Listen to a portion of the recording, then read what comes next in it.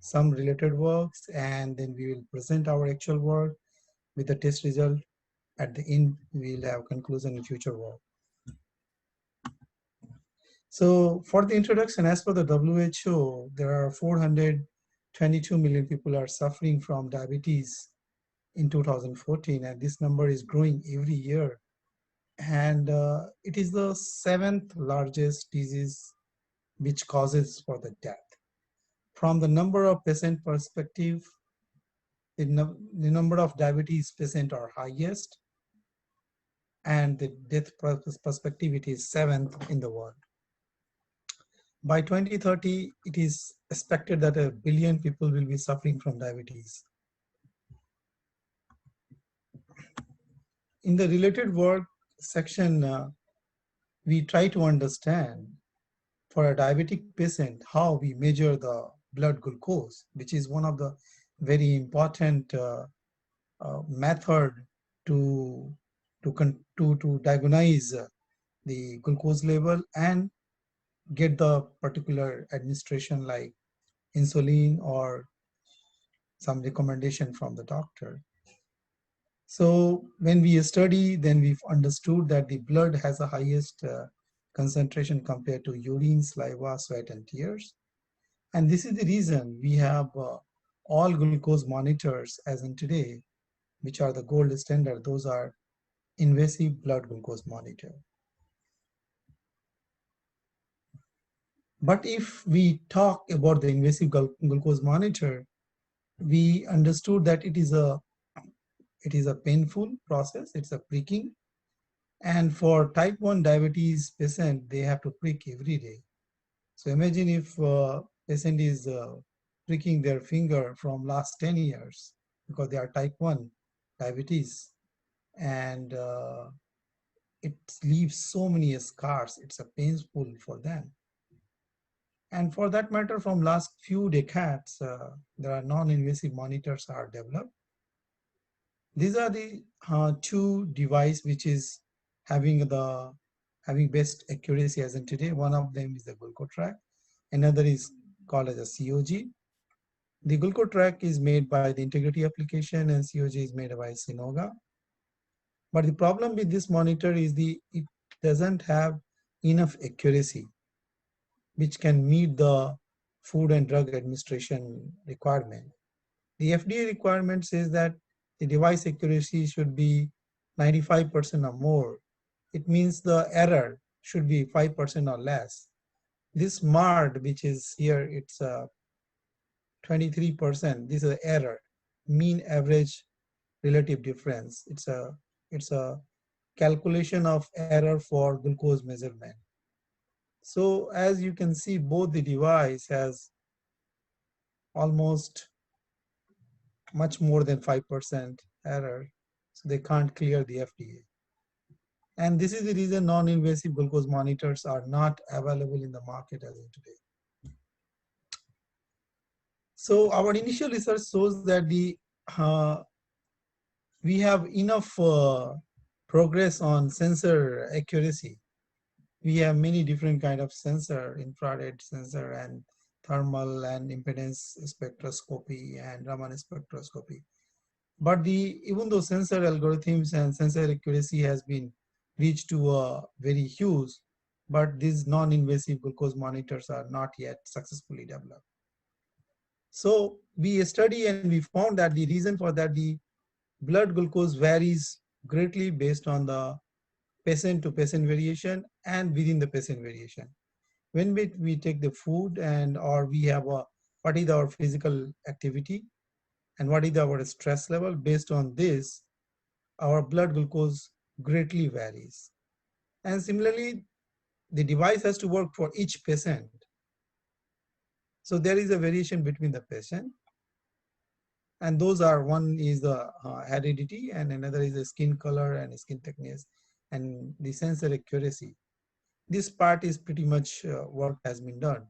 But there is no device which can have a personalized device. So the device has to work for an individual patient considering these factors. So we come up with the solution of personalized device where we are saying we'll have both sensor, non-invasive and invasive sensor on a single device. And in the beginning, there will be during the training of the device, we are going to collect how much error is in the non-invasive. And based on the error calculation, we have developed a software algorithm, which is have error function model. That error function model will compensate the error and will give non-invasive predicted value. And this non-invasive predicted value is supposed to be equal to the reference value. So based on this concept, this is a very high level architecture. We have proceeded and developed the software algorithm. The same thing has been explained here. We have to collect both the data.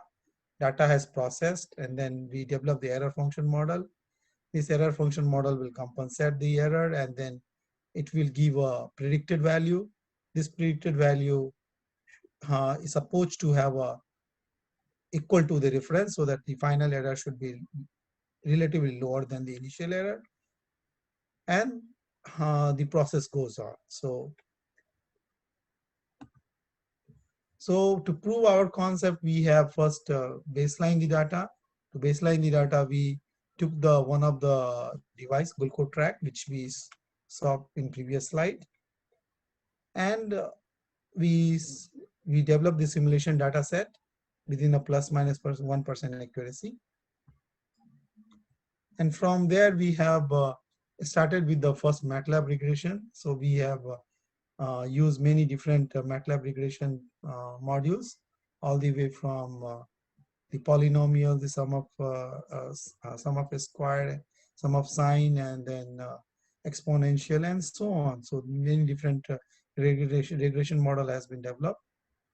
And we found that the one of the regression model with a polynomial, and it can reduce the error to minus 14% to 18%, compared to started with the minus 199 to 56%. So with this model, the coefficient in this model need to be personalized based on the individual patient, based on their food intake and physical activity and his skin color and skin temperature. So with this, we have achieved some test results, initial test results. Initial test results shows that we are able to reduce the error to minus 14% to 18%, compared to the error which was minus 221% to 61%.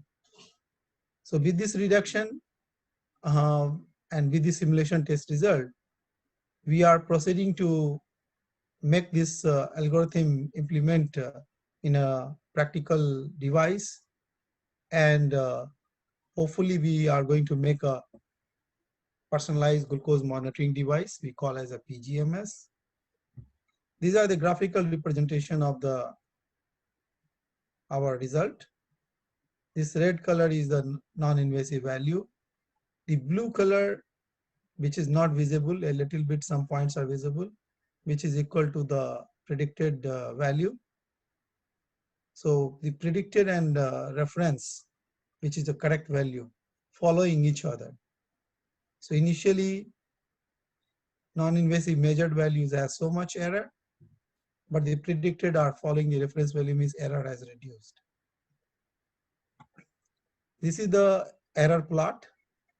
This is the initial error, blue color, too much error.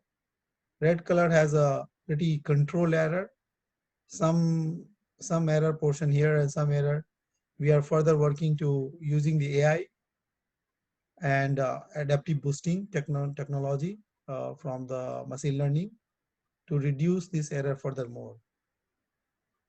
So as part of the conclusion and future work, we are confidently saying that based on simulation result, we are able to reduce the error from minus 221% reduced to minus 14%, and 61% reduced to 18%, which is a very promising result. And we are proceeding further to apply this in the real life. And that's all from my side. If any question, please ask.